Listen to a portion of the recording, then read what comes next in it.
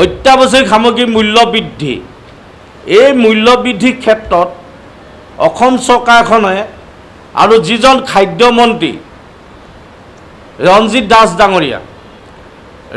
দাস ডাঙৰীয়াই কোনো পদক্ষেপ গ্ৰহণ কৰা নাই। তেওঁ বিফল হৈছে। আজি হিমন্ত বিশ্ব শৰ্মাই কেনেকৈ তেওঁক ৰাখিছে এই মন্ত্ৰী সভাখনত, যিজনে নিজৰ বিভাগটো চম্ভালিব পৰা নাই। দিনে দিনে আপোনালোকে সামগ্ৰীবিলাক বৃদ্ধি হৈ গৈছে, কোনো নিয়ন্ত্ৰণ কৰিব পৰা নাই।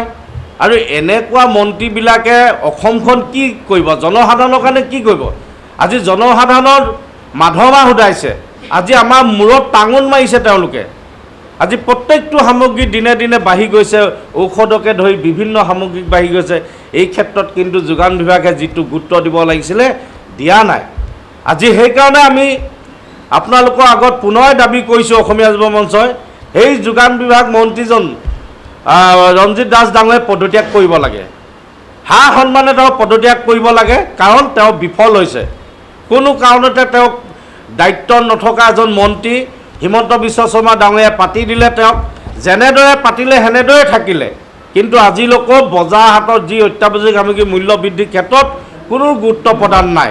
সেইকাৰণে আমি পদত্যাগ কৰিবৰ বাবে মুখ্যমন্ত্ৰী ডাঙৰীয়াক অনুৰোধ জনাইছোঁ, তেওঁ পদৰ পৰা তেওঁক খাৰিজ কৰিবৰ বাবে। আৰু লগতে আপোনালোকে জানে যিটো বান গৰাখহনীয়া সমস্যা, অসমত বান গৰাখহনীয়া সমস্যা বহুত ডাঙৰ এটা সমস্যা হৈ আছে।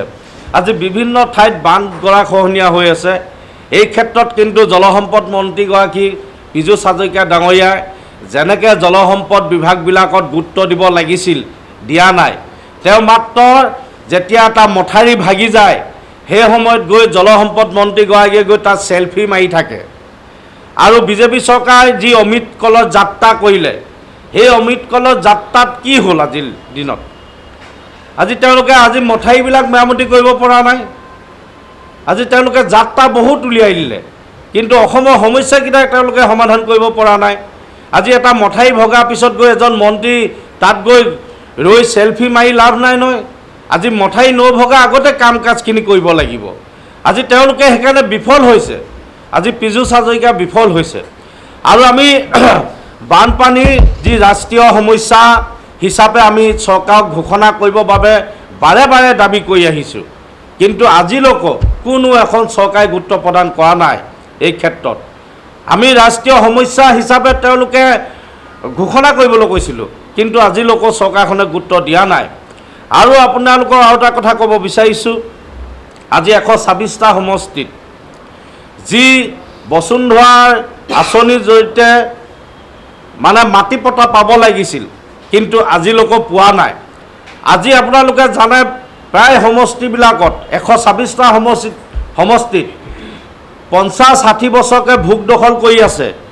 কিন্তু ভোগ দখল কৰি থকাৰ পিছতো কিন্তু আজিলৈকে মানে মানুহবিলাকক বঞ্চিত কৰি থৈছে। বাৰে বাৰে মুখ্যমন্ত্ৰীয়ে কৈ থাকে যে মাটি পট্টা দিম বুলি, কিন্তু আজিলৈকে পট্টা দিয়া নাই। কোনবিলাকক দিছে?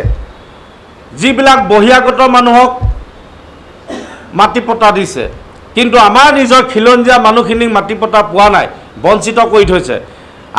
আৰু বাৰে বাৰে এইবিলাক আমাৰ অসমীয়া মানুহখিনিক বঞ্চিত কৰি থাকে, কিন্তু বহিৰাগতখিনিক সদায় মাটি পট্টা দি থাকে, তেওঁলোকৰ ৰঙা দলিচা পাৰি থাকে।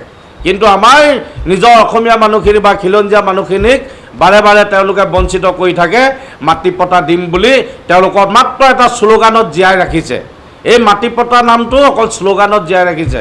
আমি সেইকাৰণে অসমীয়া যুৱ মঞ্চ আজি সকীয়াই দিছোঁ, অনাগত দিনত এইকেইটা যদি দাবী চৰকাৰে গুৰুত্ব নিদিয়ে তেনেহ'লে কিন্তু 26ৰ কাৰণে তেওঁলোকৰ পুনৰ আকৌ এইটো আঘাত সানিবলৈ বাধ্য হ'ব। আজি যেনেকৈ 24ত তেওঁলোকে অলপ মনত আঘাত পাইছে বা তেওঁলোকৰ অন্তত আঘাত পাইছে অসমৰ মুখ্যমন্ত্ৰী মহোদয়, আৰু যদি এইকেইটা সমস্যা যদি তেওঁলোকে গুৰুত্ব নিদিয়ে তেনেহ'লে কিন্তু 26ত ইয়াতকৈ ভালদৰে তেওঁলোকে আঘাত পাব।